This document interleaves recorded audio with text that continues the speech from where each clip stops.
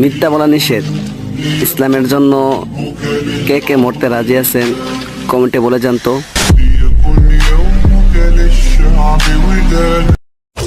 হিন্দু হলে সরে যাও, মুসলিম হলে মন থেকে একটা কমেন্ট করে যাও। বলো তো তোমার জীবনের মালিক কে? অপশন 1 2 কমেন্টে জানাও তোমার জীবনের মালিক কে। নামাজ দেখে ধাক্কা মারা কোনো মুসলমানের কাজ নয়, এটা বিধর্মীর কাজ। শেয়ার করে দিন, আল্লাহ আপনার মঙ্গল করবেন ইনশাআল্লাহ। আমার ইসলামিক ভিডিওতে 3-4টা লাইক আসে, তাতে কি হয়েছে? ওই 3-4টা মানুষ তো ইসলামকে ভালোবাসে। আর কয়টা দিন ওয়েট করো, দেখবা টিকটকের ফরিওতে শুধু ইসলামিক ভিডিওই ভাসে।